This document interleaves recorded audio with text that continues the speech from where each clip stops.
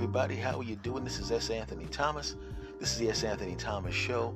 And some weird things happen to me, and some weird things have happened to you, where you just got the feeling it was time to quit something. You just couldn't take it anymore. You had to just go, I quit.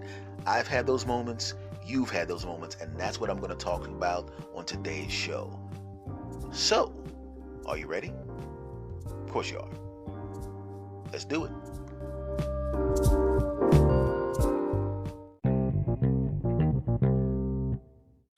All right, everybody.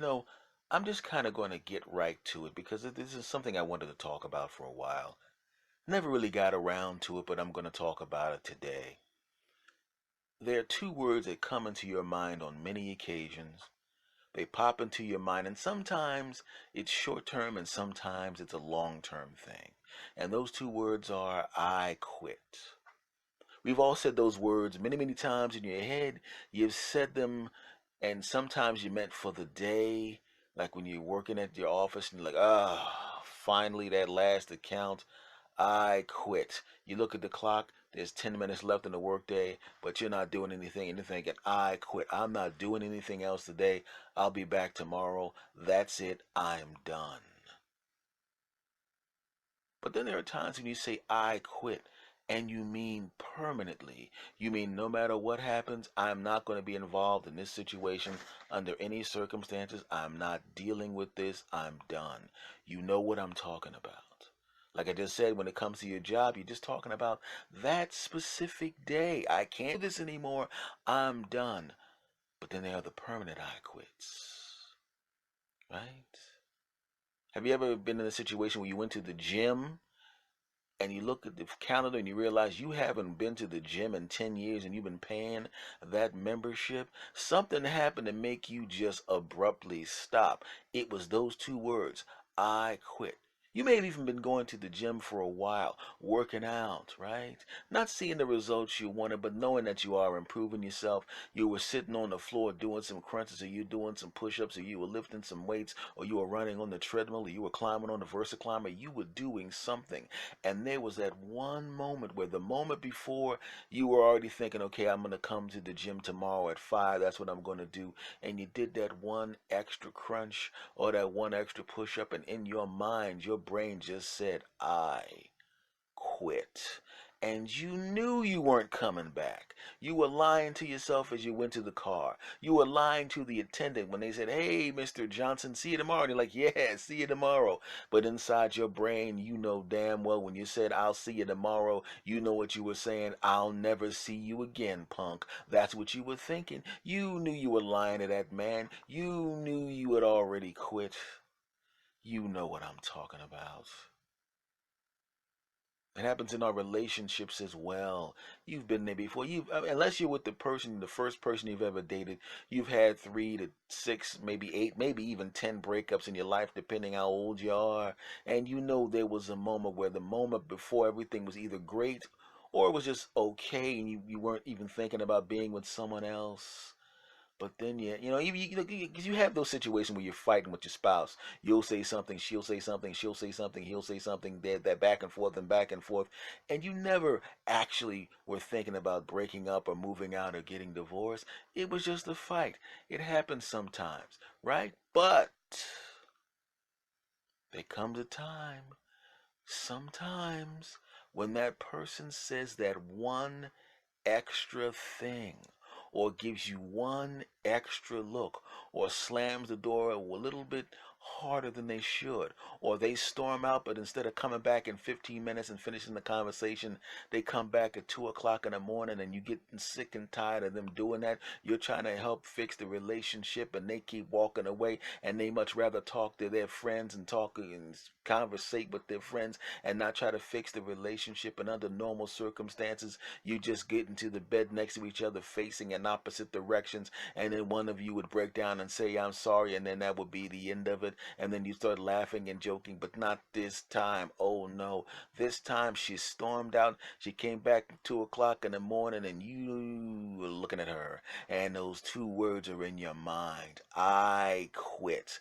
I'm done with this. You know you're done with it. He's being a pain in the neck and he goes out with the boys a little bit too much. You want to spend some quality time with him, but you're figuring he's basically a good guy.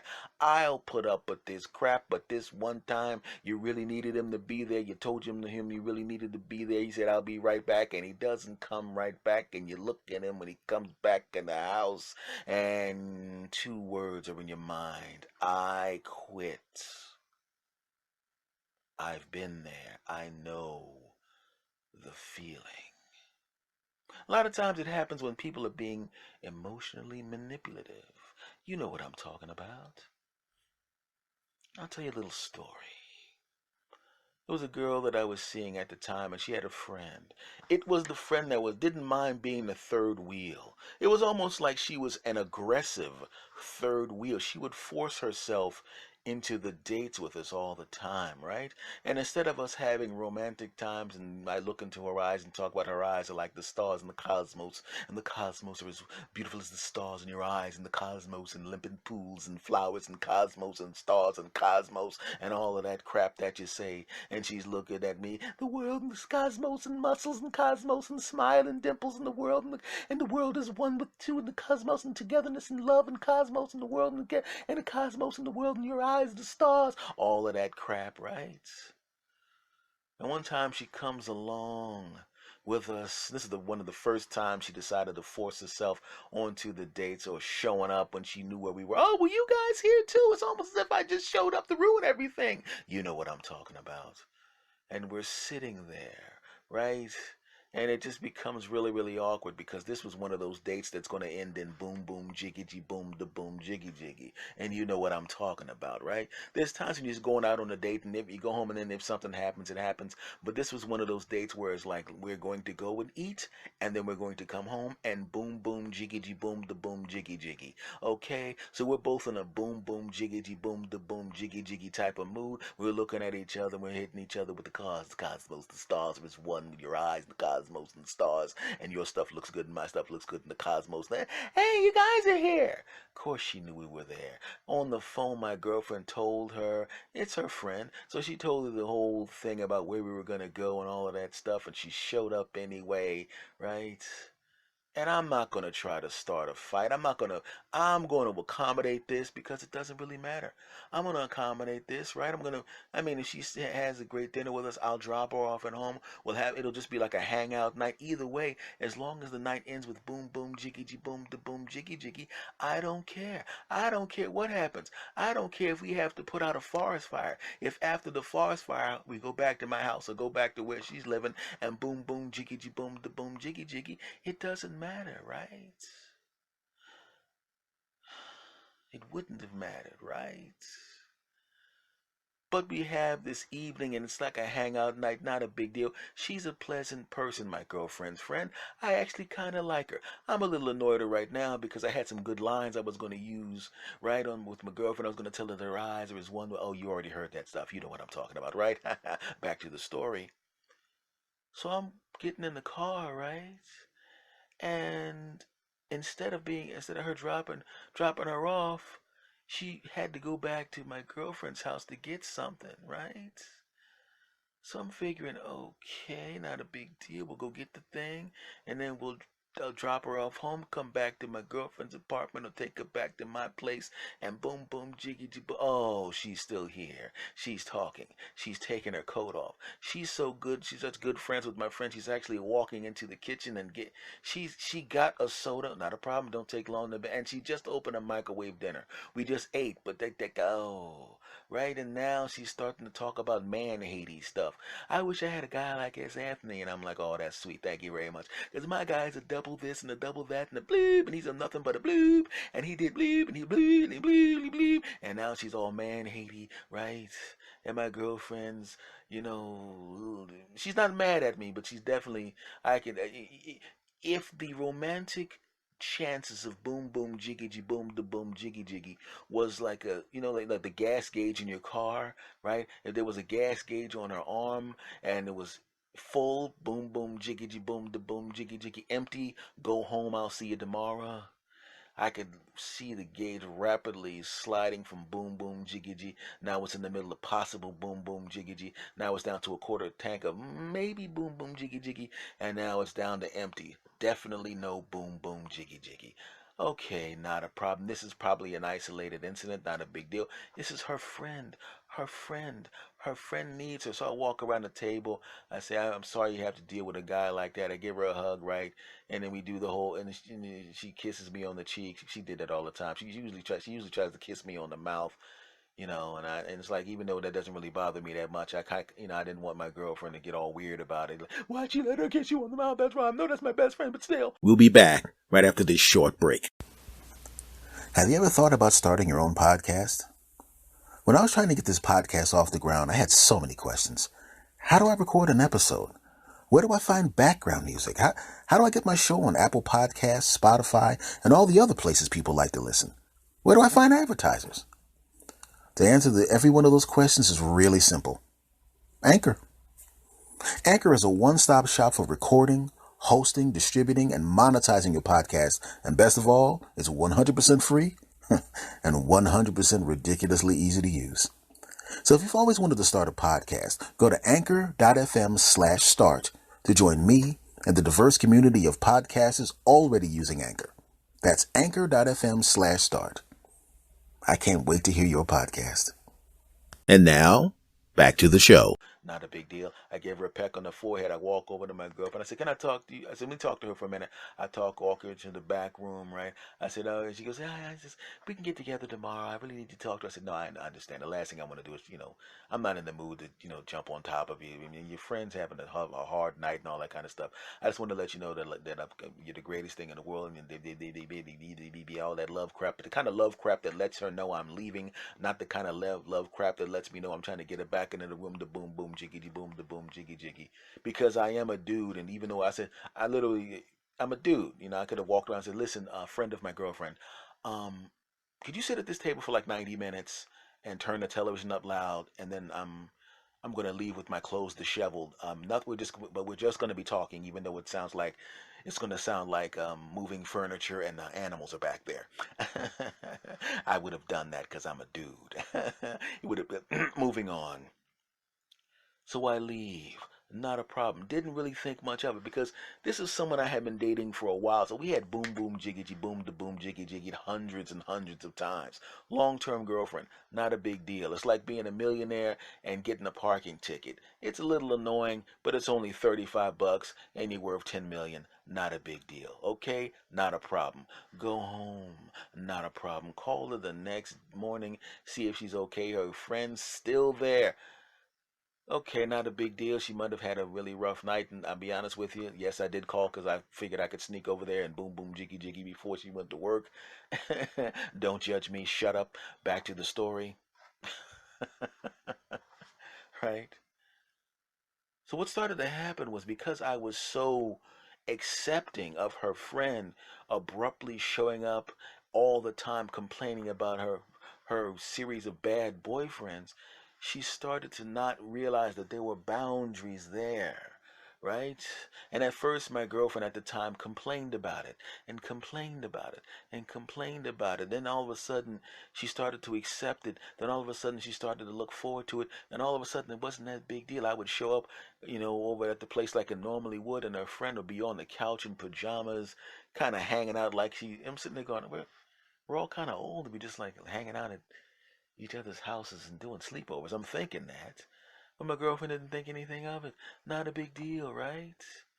And then she go, "Why don't you guys go ahead and have a good evening?" And we'd leave, right? Right? And we'd have a good evening. And obviously, I can't take her back to her house and boom, boom, jiggity, boom, da boom, jiggy, jiggy. So I took her to my house to boom, boom, jiggity, boom, da boom, jiggy, jiggy, right? Now, here's the thing.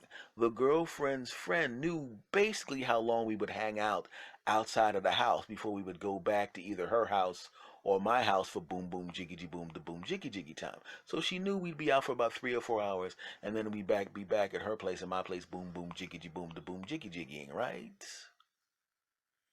So she timed it perfectly, right? And everybody that knows me knows after 10 o'clock, if you're not on fire, don't call my house. Everybody knows that. So when I'm at home and I'm about to boom, boom, jiggy, boom, the boom, jiggy, jiggy, my lady, quiet storm, my lady, when I'm about to boom, boom, jiggy, boom, the boom, yeah, Jack, I'm about to do that, right? And I'm just about to boom boom her jiggy jiggy and boom boom the boom her jiggy jiggy jiggy. And the phone rings. Like I said, most people that know me, everybody that knows me, every single person that knows me knows, do not call S. Anthony at after 10 o'clock unless something's on fire. Right? I would answer the phone for my woman, but she's here and we bout to boom boom jiggy. So it must be important. Maybe your friend's sick, maybe your relative's sick, maybe somebody stuck by the side of the road and they can't get it. Whatever it is, I'm sure it's important. I pick up the phone and guess who it is? You're daggone right, it's her. Calling from my girlfriend's house complaining about some punk that she... So my girlfriend is sitting on the edge of the bed wearing, well, let's just say we're very, very prepared for boom, boom, jiggy, boom, the boom, jiggy, jiggy. And instead of telling her friend, because it was something dupe, she was yelling into the phone so loud I could tell that what she was talking about, could have easily have waited. And I started to realize this lady is just basically, since every time she doesn't have a boyfriend, every time she's not getting boom boom jiggity boom the boom jiggy jiggy, she ruins it when we try to boom boom jiggity boom the boom jiggy jiggy. Like a 3-year-old who gets mad when their parents kiss, she's doing that. And my girlfriend at the time is a smart lady and she knows this is happening. And instead of stopping it from happening, she keeps letting it go on and on and on until it gets to the point where I'm like the third wheel. They're not romantically involved. They're not gay or anything like that, right? It just got to the point where I was like the parsley on the side of the plate when I used to be half the meal, and that other lady was the parsley. I was half the meal, sizzling steak, and now I'm off in the corner like a piece of parsley that was probably picked out of the busboy's pan and thrown on a plate of somebody who was mean to the waitress.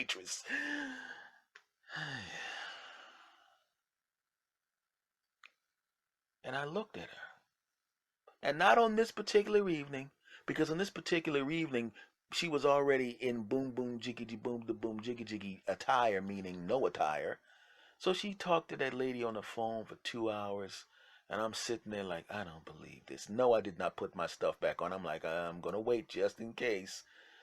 And I looked at the boom boom jiggy boom the boom jiggy jiggy gauge on her arm, and it stayed at full because she wanted to boom. There was nothing that was gonna stop her from boom boom jiggy boom the boom jiggy jiggy in this particular evening.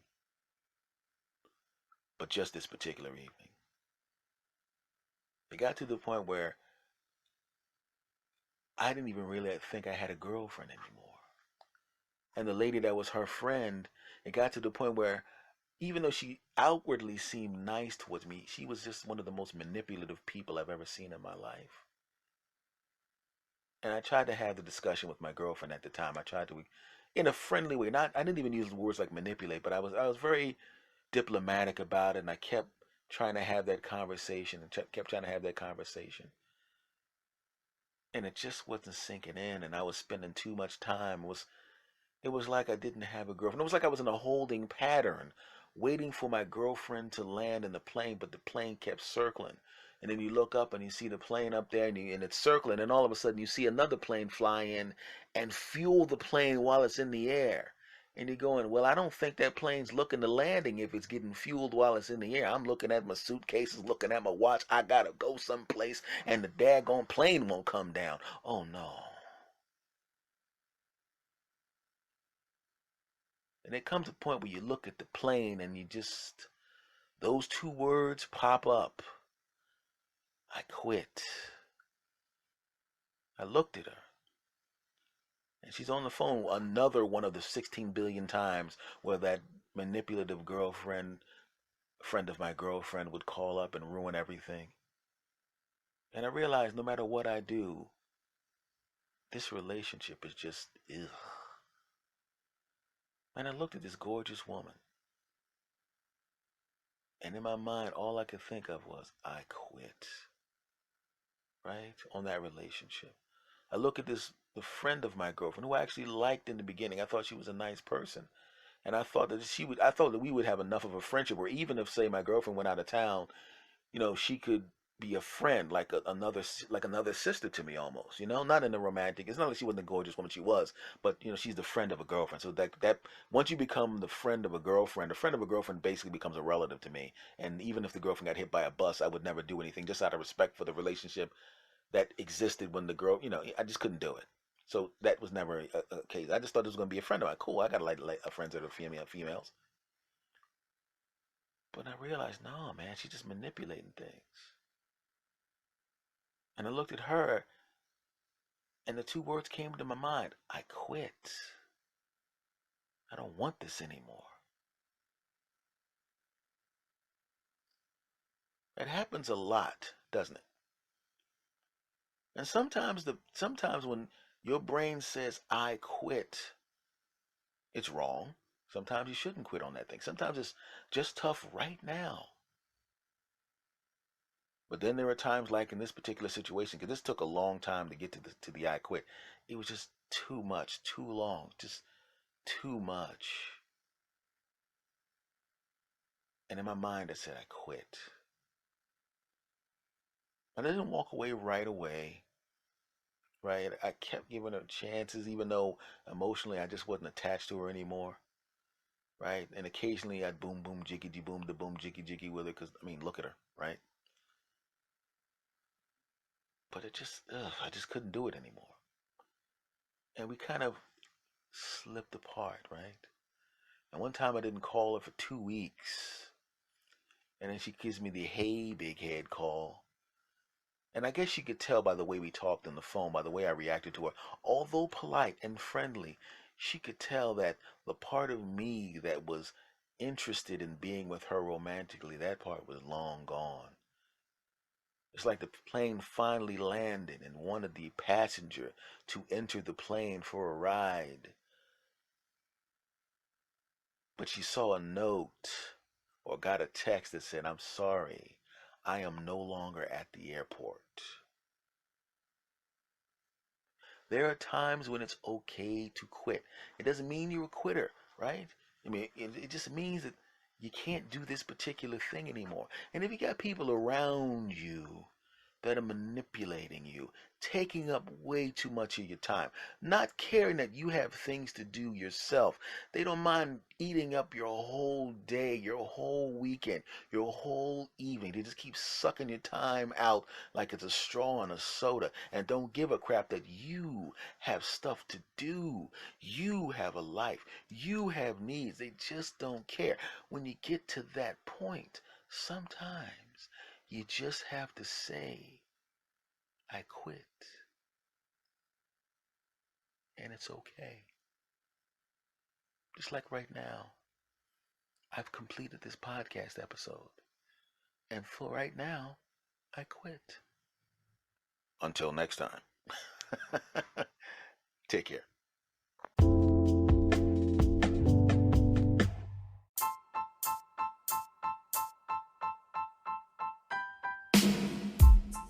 Oh, my friends, was that fun or what? Yes, those are true stories. And I know you can relate to that. And that's why you keep coming back. And that's why I'm glad you keep coming back. Much love to you all. Can't wait to hear from you. And can't wait to talk to you again next time. Take care.